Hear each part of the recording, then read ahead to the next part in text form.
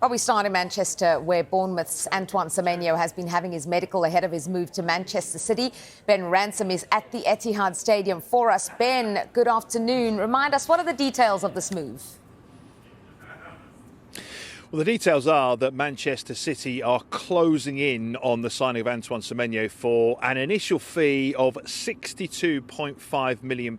That's just slightly less than the £65 million release clause, which we have been speaking about right throughout this window that expires on Friday. There is a further £1.5 million worth of bonuses which will be owed to Bournemouth, and from a City perspective they're going to pay that fee over 2 years, and from their point of view the prospect of being able to sign Antoine Semenyo in this window, a player who is well proven in the Premier League, is a really great bit of business. There's no getting around it. Lots of other Premier League clubs, lots of other European clubs had eyes on Antoine Semenyo because of what he's done at Bournemouth. He's developed year on year. Today he's been having his medical. Part one was at a local clinic, and then the second part's been taking place at the training ground. So essentially we're just waiting to now hear from the club whether that medical has all gone smoothly, and indeed whether he has done all of the usual things that a player has to do before a big money move like this, i.e. the sit-down interview with the club TV channels, the promo shots in the Manchester City kit and all that kind of thing. So it is a bit of a waiting game because it's a deal that we have been expecting ever since the window opened, a deal very quickly agreed in principle between these two clubs, and part of that deal was to allow Semenyo to play in those 3 matches to start the month for Bournemouth, but having scored and said his farewells in perfect fashion last night, now it's all about his move to Manchester City. Yeah, speaking of that move, when do you think he could make his debut once it's completed? Well, I guess it all depends on what I was just talking about in terms of how quickly Manchester City want to get that bit of it done.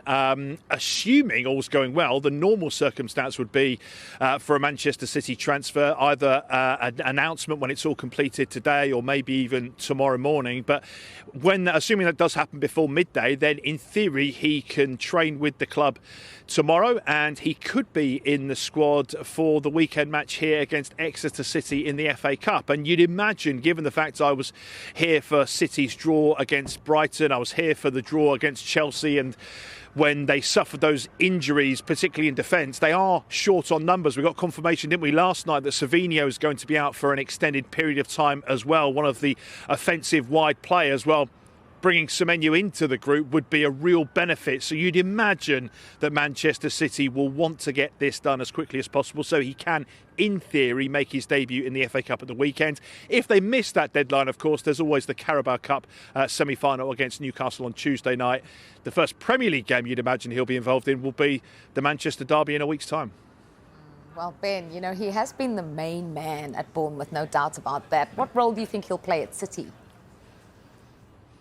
I think it'll be a really fascinating transition, actually, to see how he adapts into this group. I think, look, in the short term, City need him. There's no getting around that. They haven't scored enough goals, particularly from any of their offensive players. Erling Haaland leads the line. He has done so incredibly well. He leads the scoring charts. He takes the burden of that goal scoring responsibility. But last night is a great example of where they failed to take chances. Antoine Semenyo brings goals into the group. But I'm fascinated to see how he will adapt as well, because this is a player that has come on a slightly unusual journey into the Premier League, and indeed into a Champions League elite club in the Premier League as well. I was chatting with one of his former coaches, Dean Holden, the man who gave him his first start at Bristol City, where he signed his first professional contract at 18. I was chatting with him literally as I was driving here to the Etihad, and he was telling me about those early days and how Semenyo had not even been coming through a Premier League academy. He was part of a kind of like a college team, essentially a shadow school, a soccer school run by David Hockaday, a coach well known for his work in the West Country. And then that's when he popped onto Bristol City's radar, first professional contract at 18, very raw at that time. But I think we've seen those skills, that technique, the subtleties be refined over the last few seasons, particularly the last couple of years while at Bournemouth, where his star has risen and risen. And it'll be really interesting to see how he then adapts to a Pep Guardiola model that is very demanding on players, particularly positioning on the pitch, work rate off the ball, part of an offensive structure rather than being more about individual talent at times. We've seen players like Jack Grealish fall by the wayside. We've seen other players like perhaps Riyad Mahrez really relish their role in this kind of a setup. So for Antoine Semenyo, it will be a challenge and a step up, there's no doubt about it, but certainly no one doubts his ability. And I think there's great excitement here in Manchester about the player that's potentially arriving. No doubt about that. Thanks very much, Ben. Okay, so we're going to get you two involved now, and I think, James, you're taking us through from a City point of view. Good move for them. And to follow on what Ben's just been asked by me, where does he fit in? How will he fit in? Well, firstly, I don't think you can argue against the move. It's a really good move. I don't think Manchester City wanted to do a huge amount of business in January, but Antoine Semenyo, with that release clause there, represented a market opportunity that all major clubs looked at in January, but Manchester City is where he's heading right now. You can't argue against it because only Igor Thiago and his new teammate Erling Haaland have more goal contributions in the Premier League at the start of this season. He's been so impressive. He offers something slightly different to what Manchester City have right now. Ben was right to point out Savinho could be out for up to 2 months. He's very similar in a way to Savinho and Doku in some elements of his game, but he's two-footed. He's a winger that comes in and wants to take on shots on both feet. He can play across the forward line. At Bristol City, he played more centrally. At Bournemouth this season, it's been more on the left-hand side, but we know because he's both-footed, he can play on both sides of the pitch. I think it's going to be fascinating to see how quickly he adapts to what Pep Guardiola wants from him. I think he's not a typical Manchester City signing because under Andoni Iraola, where he's impressed so much, he's been playing in a high-intensity counter-attacking side, whereas Manchester City traditionally have been more possession-based, though we have seen this season they have been tending to attack at speed and they have been counter-attacking more than we've seen it in recent years. So they have evolved Manchester City and he could play a key role for them this season. It's already a pretty stacked forward line they have right now. They've got plenty of options, but this is a brilliant option for them to take up in January to sign Antoine Semenyo. It's really going to be interesting what role he can play and what he can help City do because, as Ben rightly pointed out, 3 draws in a row in the Premier League. How are their title hopes looking right now? Could this man play a role in getting them back into the picture? So, very nearly done and dusted. Are you expecting any more signings this month then? Well, we were on these shows in January last year where Manchester City spent £180 million, which is more than the rest of the Premier League put together. We're not expecting them to be that busy in this window. Centre-back is the key issue. Will they look to recruit in that area of the pitch? We can look at the team that Pep Guardiola put out yesterday against Brighton and look at those 2 centre-backs there, Kusanov and Alain. Max Alain was called back from Watford. He's been really impressive there on loan at the start of this season, and he started after 1 training session against Brighton yesterday. They're really missing a number of key players. John Stones is constantly out injured. Now Diaz is out as well. Gvardiol could be out for a long period of time, which is why there has been the speculation around Mark Gay, who is a long-term target for Manchester City, one of many clubs who want to sign him as a free agent in the summer. But will their need for a centre-back in terms of what they want to do in the Premier League, the Champions League, the FA Cup, the Carabao Cup, mean they act now and they're willing to spend a transfer fee to buy Mark Gay, who they could get as a free agent in the summer? We know that Crystal Palace would be willing to consider offers because they don't really want him to go for free, but they want significant offers if they're to let him go. It's whether or not, and that's one thing Manchester City will be weighing up now, whether they really need somebody to come in and potentially affect what they can do in the summer in terms of business. So wait to see what they do at centre-back. That will be the one area of the pitch where I think they would recruit because we look at that centre-back pairing yesterday and that back line, I'm not sure that is a back line that can guarantee them the Premier League title again this season and winning the Champions League. But we wait to see. Pep's done it before with limited resources. He's got plenty of resources going forward, but defensively right now they do look short. Let's look at the Semenyo move from a Bournemouth perspective then, because it's another huge sale for them. Their recruitment really does keep delivering, Mark.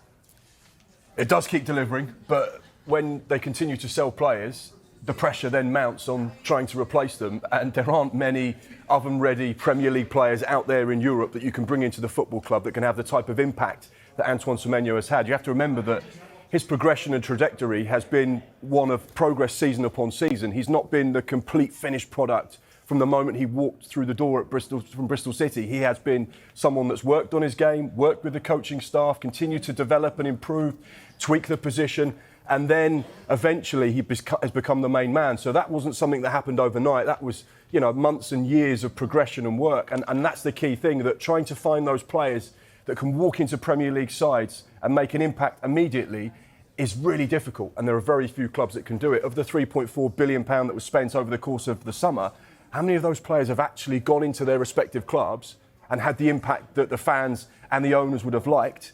It feels like there's a lot of them. We're still waiting to kickstart life at their new club. So that's what you have to be careful about. And Bournemouth are one of those sides that are no different. They have great recruitment. They've done very well. But it's not a conveyor belt that continues to deliver, and that's where they have to work hard. Yeah, you mentioned the players with Premier League experience, really the ones that have set the league alight in their new clubs and settled down very quickly. Are you expecting Semenyo, who didn't have a great start at Bournemouth, as you mentioned, and kind of worked himself to being the main man, are you expecting him to slot in pretty seamlessly and quickly and make that transition at Man City? Well, he's the type of player that is a match winner. You saw it last night, 90 plus 5. He's still there, and he's got that ability. He's got a fierce shot on him. He can find the bottom corner. And as Ben's already said, and as James has already said, he's top class. You don't need me to say it. He is really, really good. And I think he can play in multiple positions and make a real difference to Manchester City. Yeah, just talk about kind of his start, as you've briefly mentioned, and how he's managed to turn things around and become Bournemouth's main man this season. Well, I think there's two people that really take credit. Antoine Semenyo is one of them, and Andoni Iraola is the other. He joined from Bristol City as a number 9. Andoni said, you're not as good with your back to goal as you are out wide. And you can see the impact he had in his first season. He joined on the 27th of January 2023. Just 2 starts in that second half of the Premier League campaign. Gary O'Neill was the head coach. He scored just the 1 goal. And you can see down here 0.09 in that first half of season at Bournemouth. But you can see the progression. It gets better and better and better until this season. He's been the main man, where he's getting a goal every 0.5 matches in the Premier League, and has become the star man, the first name on the team sheet, the one player that every other opposition fears. And again, he is the model and the example for any young child who wants to be a professional footballer. He couldn't get a club, rejected by numerous London sides, had to rebuild his career at 16, 17, 18, went out on loan to Newport, Sunderland, sides where it didn't quite work out for him, eventually got into that Bristol City team, and then got his move to Bournemouth. Bournemouth paid $9 million with $2 million in potential add-ons. And this was a player that was available. People knew about him, but it was Bournemouth that saw something in him that they thought they could mould and develop. And then from then, the move in position, and then Andoni Iraola creating this monster of a winger. The way he's developed himself physically as well has turned him into now a player that's going to go to Manchester City and could become one of those wingers that's the most feared in the world. I'm intrigued as to whether Pep can take him to the next level and get more out of him, because I certainly feel like it's there. Yeah, he's already started this season. We saw what he did against Liverpool in the very first game, and he kind of hasn't stopped since then. The prospect of what he could do in that Manchester City side, Mark said he kind of wait to see what Pep does and how, if he can take him to the next level. Is that something you're looking forward to seeing as well, especially when you consider those numbers at the bottom that Mark's just taken us through? Certainly am, because it has been a real progression at Bournemouth, and you always wonder when a player like Antoine Semenyo, any player steps into a Manchester City squad, what they can do, because as Mark was saying rightly, in the summer we saw so much money spent on players that seemed to be guaranteed success stories, the likes of Victor Gyökeres, Benjamin Sesko even, and they've not delivered so far. But Semenyo's a player in form right now. He probably is at the peak of his powers.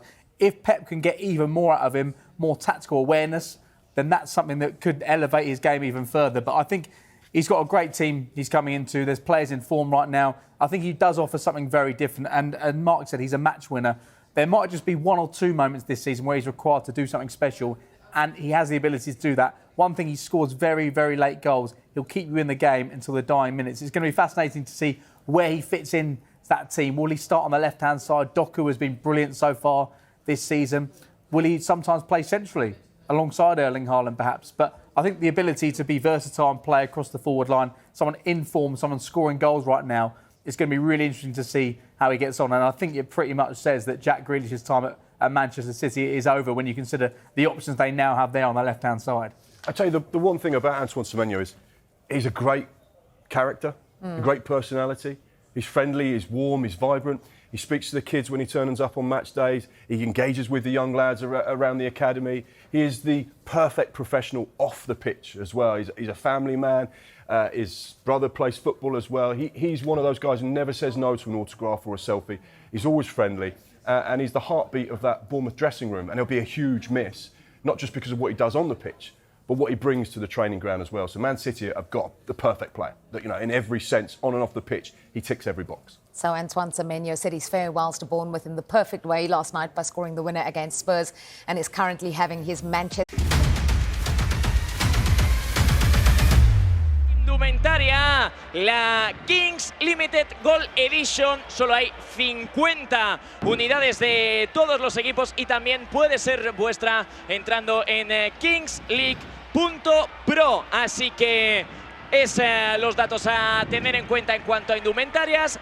Gran partido, Gonzalo, Gerard, el que tenemos por delante. Ojo, ojo, estilo La Bombonera, estadio de River. Hostia, más minutos de retraso en el inicio, ¿eh? Ya tenemos lío.